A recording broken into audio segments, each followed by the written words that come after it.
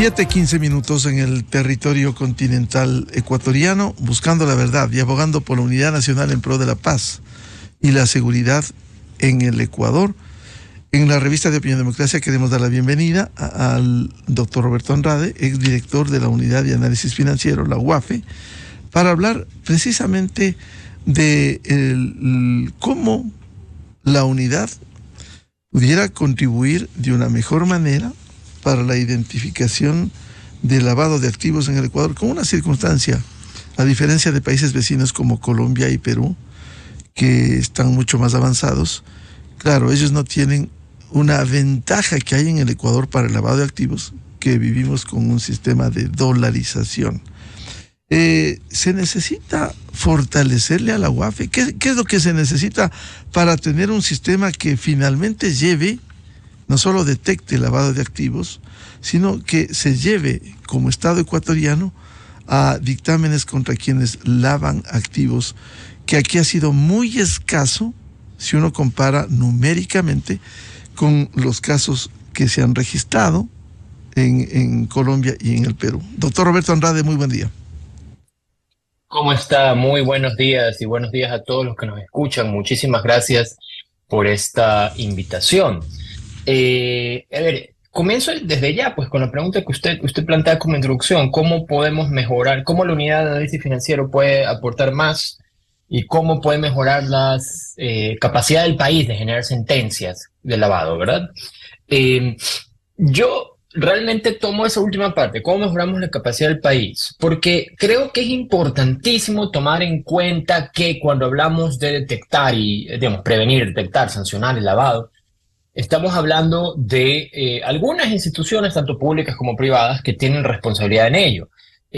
Usted lo apunta muy bien, es decir, de nada serviría que todos hagan todo perfecto en sus labores para llegar a detectar, si es que finalmente los tribunales no van a emitir la condena correspondiente en los casos que lo merite, ¿verdad? En simultáneo, si es que fuera el caso, que los jueces funcionaran perfecto, pero antes de llegar a esa etapa, los eslabones previos de la cadena no le traen los casos, tampoco el juez pudiera condenar por sí solito, ¿no? Es decir, todo tiene que ser como una cadena en la cual los eslabones están correctamente vinculados.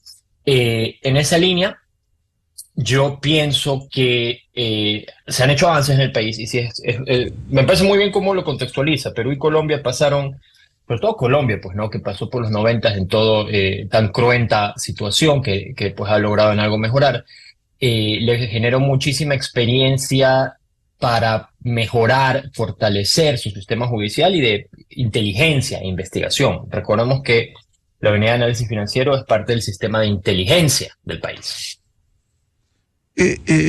Consecuentemente, ¿cómo fortalecer en los diferentes campos en el proceso para finalmente sancionar el lavado de activos, la prevención, la detección y la sanción de este lavado de activos? Sí. Entonces, si quieren, empecemos al revés, empecemos por la sanción, ya, para que es Creo que usualmente cuando los oyentes escuchan este tema, ¿quién sería? Ya, pero ¿y la sentencia cómo, verdad? Es como a veces lo que más llama la atención. Es verdad que el Ecuador ha tenido pocas sentencias de lavado de activos en los últimos años, pero sí creo que hay que reconocer igual el avance que se ha hecho, en el sentido de que en los últimos años, hablamos que el periodo 2017 al 2021 eran, si no me falla la memoria, 13 sentencias condenatorias ejecutoriadas, es decir, en firme, ¿verdad? Y luego de eso, es decir, 2022 al 24, se le suman, pero ahí me falla el dato cierto, puedo estar hablando de memoria, se le suman 2 o 3 más ejecutoriadas. Antes de eso, el periodo hasta el 2017, había aún menos, ¿no? Entonces digamos, no para nada hay que darse aplausos y decir estamos muy bien, no, pero se mejora. Creo que algo importante ha hecho el país, que fue la conformación de los juzgados especializados en delincuencia organizada y corrupción, ¿verdad? Que estos de aquí son los que, desde que se conformaron, van a conocer exclusivamente, solo ellos, los delitos de lavado de activos. Pensaría yo que esa especialización y esa selección que fue, pues todo el país estuvo viéndolo cuando fueron seleccionados, pensaría yo que eso debería coadyuvar a que sea más técnico y mejor los procesos en lo judicial. Previo a lo judicial hay, vamos ya pues a la parte como investigación y detección. Es muy importante el rol de la Fiscalía General del Estado. La Fiscalía General del Estado es, por constitución, pues, el único ente que tiene la titularidad de la acción penal, es el único que puede decidir formular cargos para iniciar un proceso penal en lavado de activos o en cualquier otro delito. Y en eso es necesario fortalecerla. Yo creo que la Fiscalía ha mejorado, hemos visto pues, los esfuerzos de la máxima autoridad, pero probablemente hay un tema todavía de, no sé si de recursos propiamente, entiéndase en dinero, o quizás recursos más por el lado del apoyo tecnológico, de mayor número de servidores de apoyo, etcétera, pero sin duda que hace falta una mayor capacidad para poder procesar más rápido los casos. Ahora, tengamos en cuenta algo. El delito de lavado de activos, incluso si el día de mañana se pudiera multiplicar por 10 el presupuesto de todas las instituciones y ese presupuesto se usara bien, en cualquier lugar del mundo, el lavado de activos es un delito de una investigación compleja y, por tanto, que demora un tiempo. No se trata tampoco de ponerse como única meta aumentar el número de sentencias, sino que las sentencias sean efectivas a quien incluyen, es decir, que se incluya a toda la organización criminal que sea posible identificar y no solo a las personas que, como se les llama a veces, actúan como mula de efectivo, y que además la sentencia pueda identificar la mayor cantidad de dinero o de bienes, capitales que se puedan recuperar. Eso es importante también, porque el golpe tiene que ser no solo la persona o las personas, sino también a los fondos. Si es solo las personas, ya hemos visto que las organizaciones criminales son muy resilientes en el sentido de que se cae un cabecilla, viene otro cabecilla. Lo importante es atacar la economía de la organización. ¿Qué tal, doctor Roberto Andrade, si hacemos una descripción de cómo se configura un lavado de activos y cuál es el papel de la UAFE, la Unidad de Análisis Financiero? Seguro. A ver, el lavado de activos realmente puede darse en muchísimas formas distintas, ¿no? Es como si usted me estuviera preguntando cómo puede suceder un homicidio, por poner un ejemplo. El homicidio finalmente es cuando se da muerte a una persona, ¿verdad? Pero ¿cómo se da muerte? Pues hay muchísimas formas y uno puede ponerse a ver películas toda la noche y verá muchas distintas. En esa línea, lo que sí es común del lavado de activos es que es aquella conducta o conductas que buscan darle una apariencia legítima a dinero que se obtuvo de manera ilegal. Es decir, tiene una persona, un grupo criminal, tiene muchísimo dinero que viene de la venta de droga o de la corrupción y mediante simulaciones, mediante maniobras, tretas, artimañas, intenta que parezca como no, pues esta plata yo me la gané legalmente en tal negocio. En esa línea, nos dicen que comúnmente el lavado de activos se da en 3 etapas. Esas 3 etapas son, número 1, la colocación del dinero. Entonces, si es que fuera el caso, que es lavado de activos de dinero que viene del narcotráfico, que es lo que más, digamos, el delito previo más común en nuestro país, en nuestra región, usualmente esa plata está en efectivo, ¿verdad? Hemos visto en las noticias los allanamientos y que se encuentra pues en grandes cantidades en casas y etcétera. La colocación es buscar cómo meto eso en el sistema financiero. Por ejemplo, podría ser consigo 10 o 100 o 1000 personas que actúen como prestanombres para abrir cuentas y ponerlo. La segunda etapa, ya con el dinero dentro del sistema financiero, es se le llama, muchas veces se llaman como crear capas, la estructuración a veces le llaman. Es en la cual quieres crear muchas operaciones que son ficticias realmente, para que se pierda el rastro de dónde vino ese dinero, ¿verdad? Es decir, pasa de una cuenta de ahorros, por decir alguna cosa, a otra cuenta de otra persona por una venta ficticia, a otra cuenta más por otra venta ficticia más, luego compran un carro, luego venden el carro y con esa plata de la venta del carro dicen, ya, esta plata es mía, yo me la gané. Y realmente no, en su inicio siempre fue de un delito previo. Y por último se habla de la integración. ¿Cuándo es la integración? Es cuando ya la empresa criminal siente ya esta plata ya está lavada, ya nadie lo va a detectar porque ya han pasado tantas capas y ya está tan metido, digamos, ya se hace tan imposible distinguir de dónde vino el dinero que ya lo puede usar libremente y los flujos vuelven a la economía. A veces ahí ya vemos que abren negocios, entre comillas, legítimos. Un caso ilustrativo de eso último es el caso de en Colombia, esta cadena de farmacias se llamaba Droga o Droguería Económica.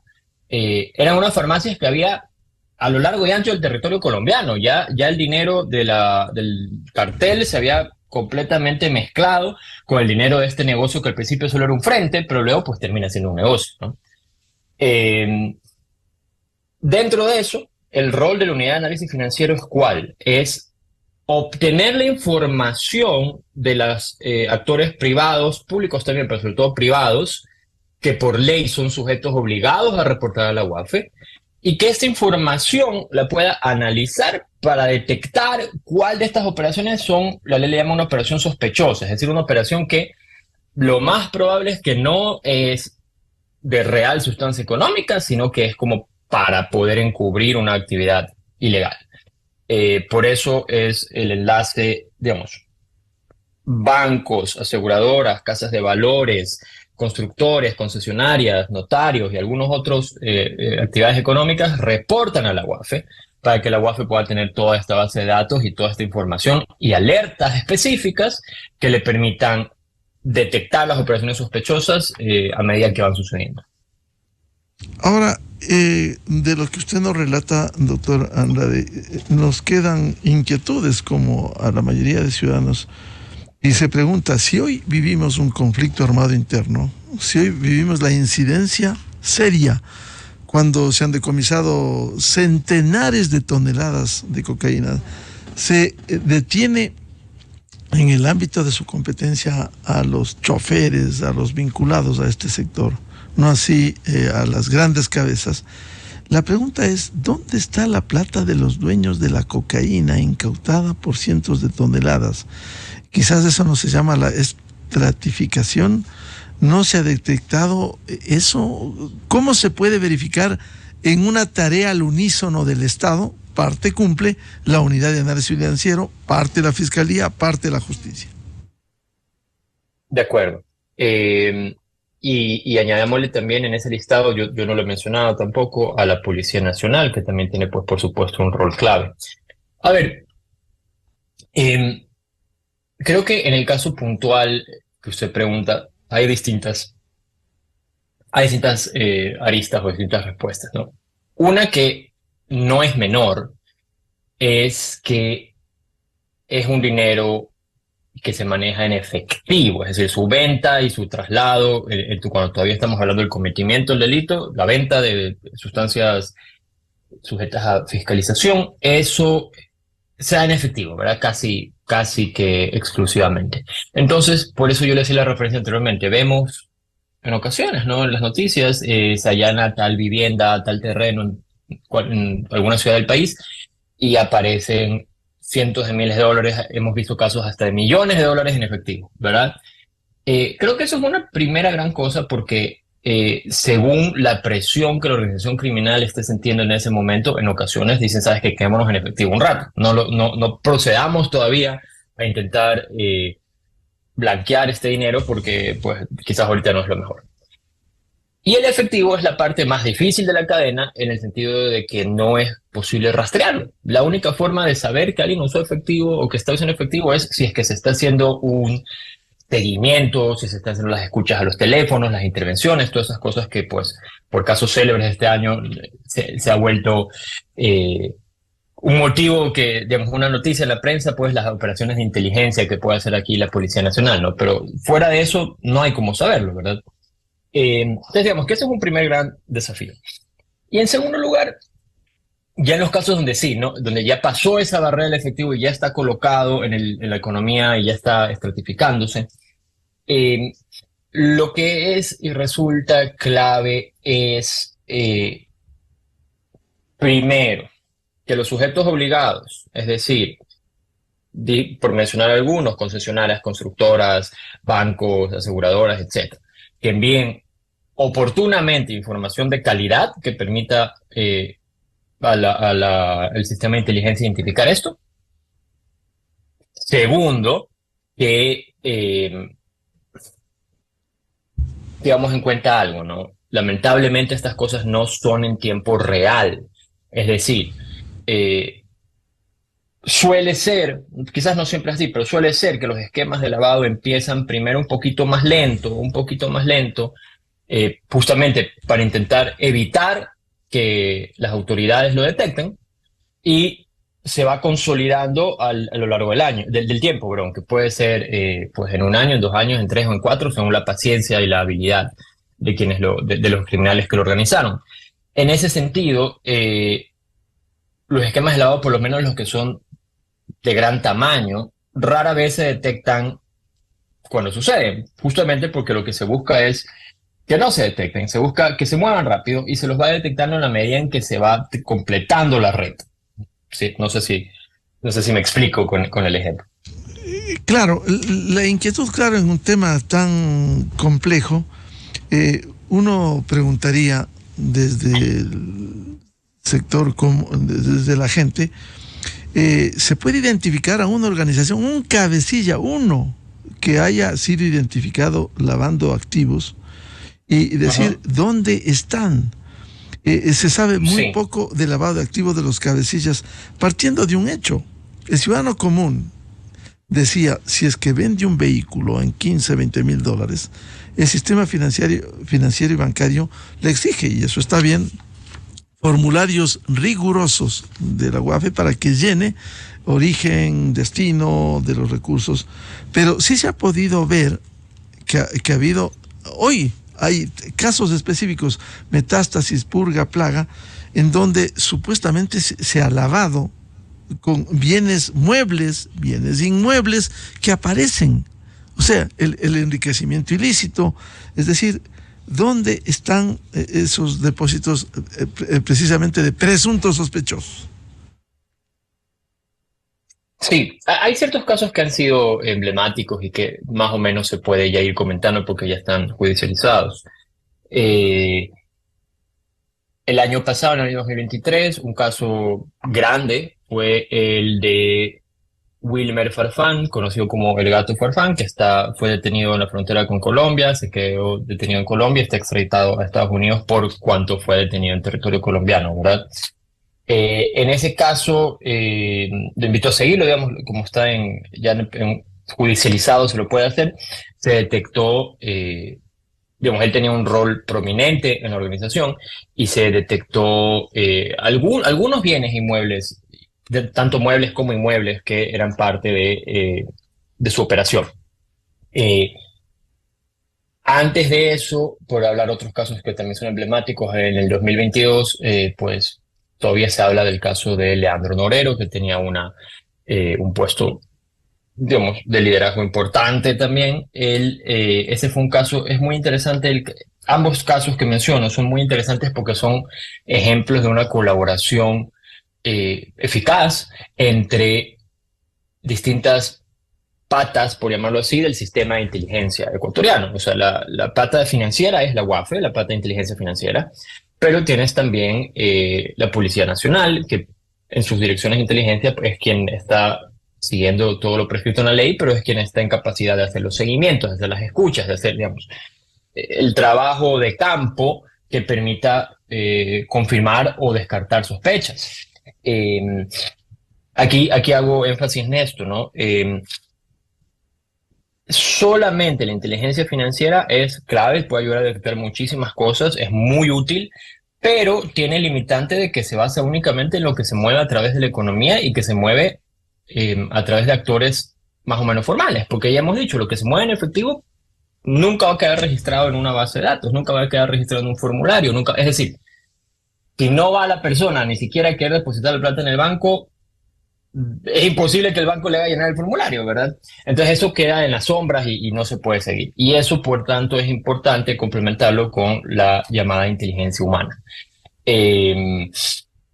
Bueno, así como estos dos casos de Farfán y Norero que le digo, ha habido otros, algunos que siguen, digamos, en etapa de investigación previa y que por tanto pues no podríamos comentar, pero eh, sí ha habido otros de los cuales yo igual comparto con usted. Lamentablemente en la etapa suele suceder que en algún momento de la etapa, sea porque la UAF no lo detectó, o sea porque en fiscalía no se investigó esa parte, o sea porque en juicio se cae, no siempre se llega a los líderes, a los cabecillas, y eso por supuesto que es un problema. Ahora, yo sí creo, e igual insisto, que la herramienta de extinción de extinción de dominio, por ejemplo, y cualquier otra que sirva para atacar, está bien, hay que incluir a las personas, a los criminales son las personas, hay que incluirlos, pero simultáneamente a los fondos, a los capitales, a los flujos de las economías ilícitas.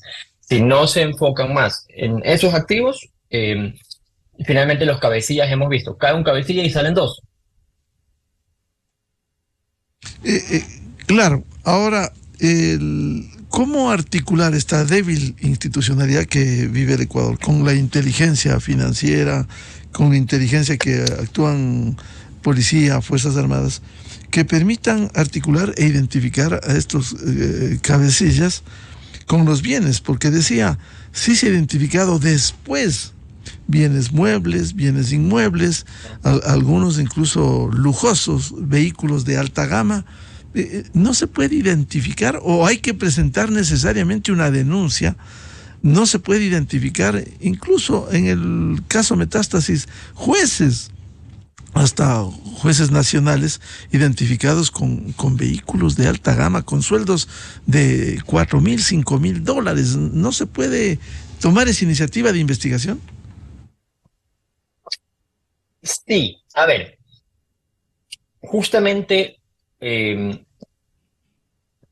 a ver, esa es la importancia, perdón, esa es la importancia, la pregunta que hace Miguel refleja la importancia de tener una estrategia nacional alrededor del lavado de activos, ¿verdad? La prevención del lavado de activos, la prevención del financiamiento del terrorismo, que es otra cosa que aquí no se ha hablado mucho históricamente, porque gracias a Dios históricamente no hemos tenido ese problema, pero ya vemos que empiezan a haber situaciones así. Vimos que fue esta semana que detuvieron 2 personas relacionadas al Estado Islámico en este país, es decir, cosas que ya nos hacen decir, ¿estamos bien ahí o no?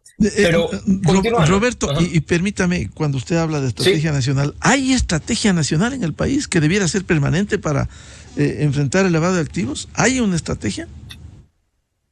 Bien, vamos a eso. Existe, hasta mi conocimiento, existe un plan de acción estratégico, es el nombre de prevención del lavado, que hasta donde yo conozco sigue vigente al 2024. Originalmente se planeaba que sea del 21 al 23, ya le voy a decir por qué era tan corto ese plazo. Hasta donde yo entiendo, sigue vigente hasta el 24 porque se le está actualizando. Los datos que conozco, podría yo estar mal. ¿Cómo se hace esta estrategia? Eso es lo clave. ¿Quiénes la hacen y cómo se hace? Entonces, a nivel global, el estándar internacional, existe este organismo internacional que se llama el Grupo de Acción Financiera Internacional, el GAFI, que pone estándares. ¿Qué cosas son las mínimas que un país tiene que hacer para poder decir que tiene un sistema antilavado que funciona? La cosa número uno, recomendación 1 del GAFI, que tiene que hacer es evaluar sus riesgos de lavado de activos y tener un mecanismo de coordinación nacional para responder a esos riesgos, ¿sí? ¿Por qué evaluar los riesgos? Y eso es clave, porque los riesgos de Ecuador no son los mismos que los riesgos de China. Los riesgos de Ecuador tampoco son los mismos que los riesgos de Perú, así nos parezcamos en muchas cosas, ni los mismos de Colombia. ¿Y por qué no son los mismos riesgos? En resumen, 2 razones. Primera, porque no tenemos exactamente las mismas amenazas. Y segunda, porque no tenemos las mismas vulnerabilidades. Nosotros tenemos aquí situaciones que no tienen los vecinos. La dolarización, por ejemplo, era una que usted mencionaba, que en ciertas cosas es una fortaleza y en ciertas cosas es una debilidad. Y simultáneamente, los vecinos tienen vulnerabilidades que nosotros no tenemos, ¿no? Entonces tenemos que ver cuáles son los riesgos específicos de Ecuador. Bien, hecho eso, que en el año 2023 se actualizó, y por eso es que le digo que la estrategia era hasta ese momento, porque la idea era luego actualizar esa evaluación de riesgos y hacer una nueva estrategia.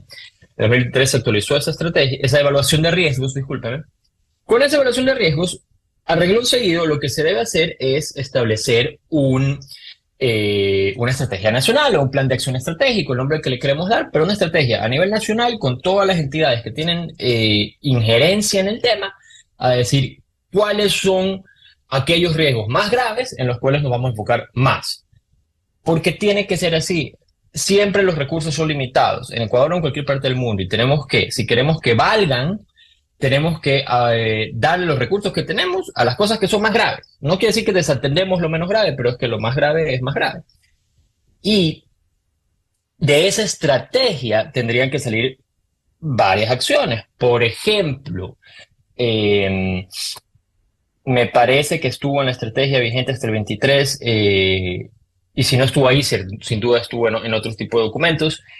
Fortalecer la capacidad de las superintendencias, todas ellas, pero sobre todo la superintendencia de compañías, para poder hacer inspecciones y supervisiones bien hechas, técnicamente hechas, a los sujetos obligados, para ver si es que los sujetos obligados sí están cumpliendo sus obligaciones de reporte, porque por ahí podrías eventualmente tener un primer punto ciego. Si el sistema se basa en que los sujetos obligados me reportan y resulta que por ahí yo tengo 100 notarios en el país que no les da la gana de reportar y no reportan nunca, un supuesto, ahí tenemos un punto ciego en el sistema, ¿verdad? Entonces, una patita para la detección sería, bueno, entonces que la super de compañías tenga todos los equipos y la habilidad y la disposición de ir y a inspeccionar, ¿ya? La super compañía inspecciona a las compañías, no a los notarios. Ahí el ejemplo se me cayó, pero igual la idea es la misma.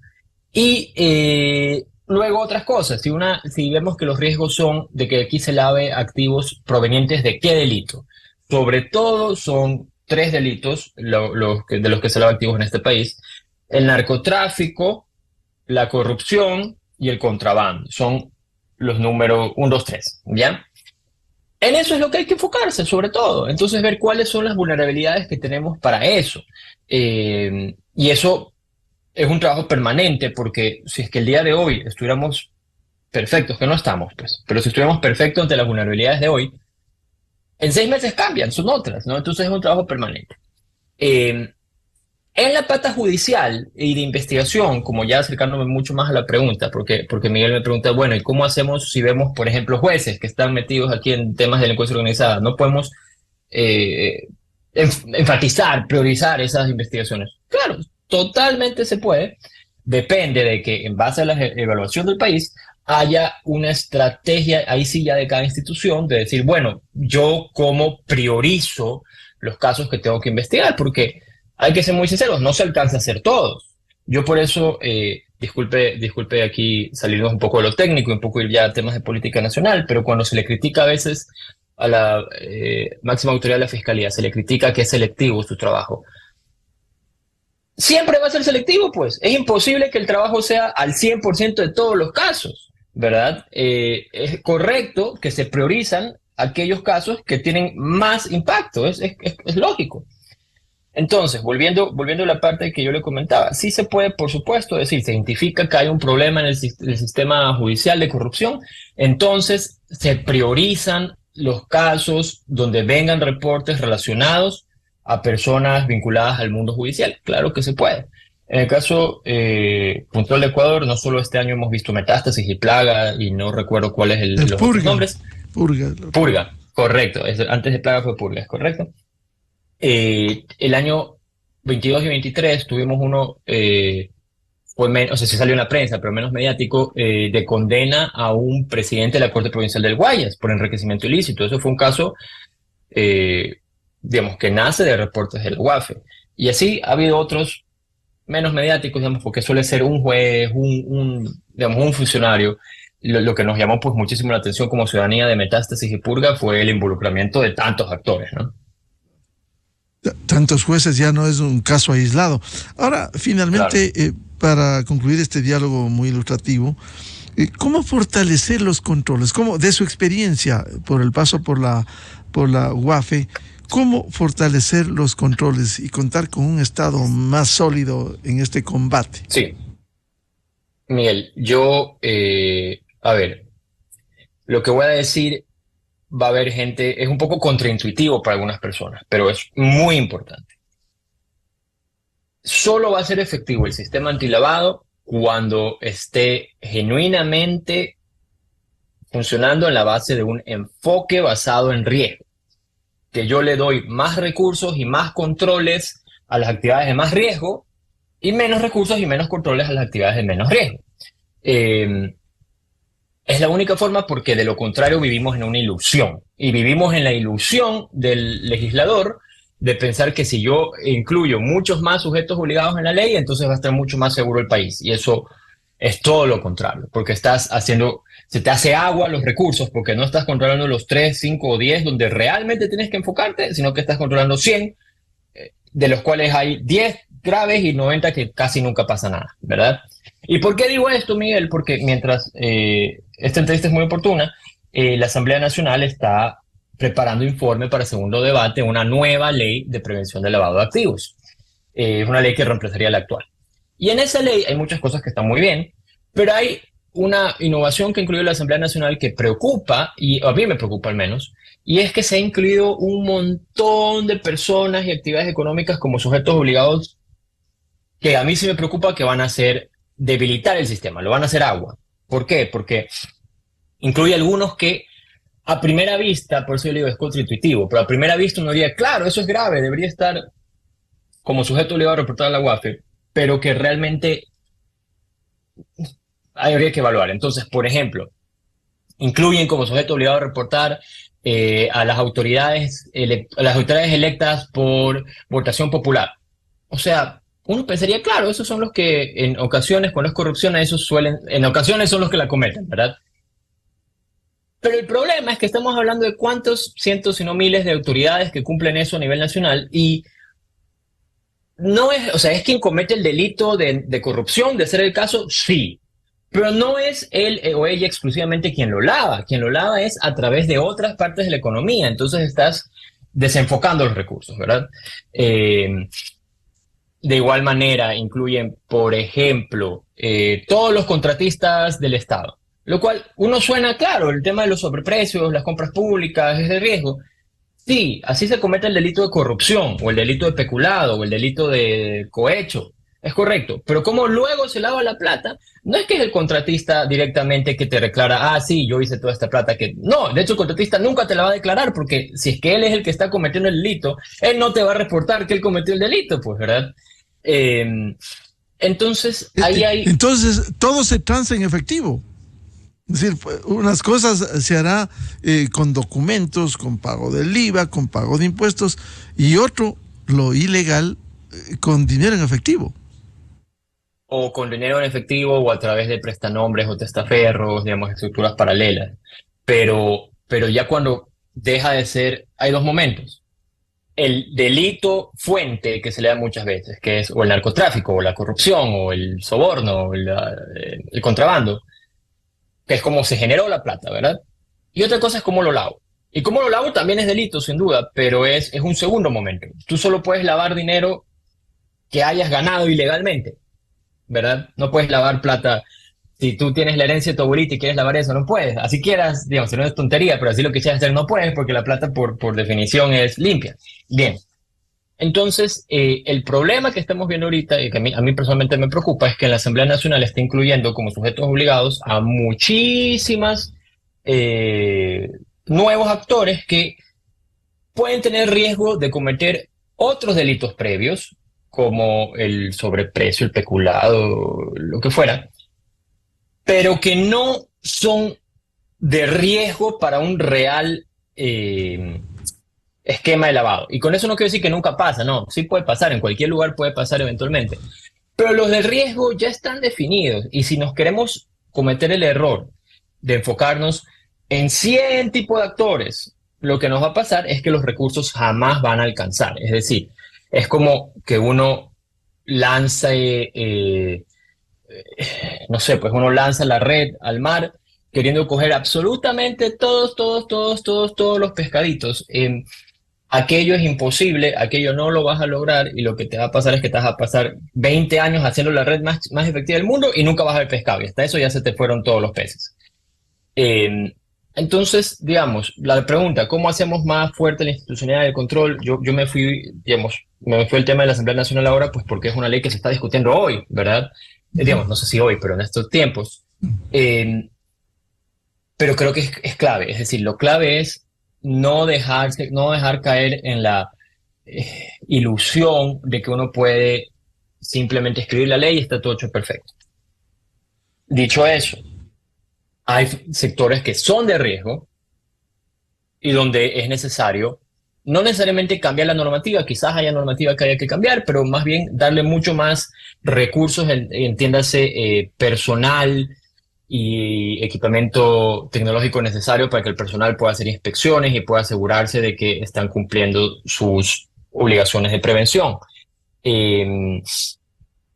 No me gustaría estigmatizar ningún sector, porque en todo sector puede haber buenos actores y malos actores, pero lo que sí es cierto es que hay sectores que son de más riesgo. ¿Cuáles son sectores de riesgo en el país en los últimos años? La minería y, digamos, todos los que están en la cadena de minería, no necesariamente quien extrae el mineral, sino quienes están en la cadena.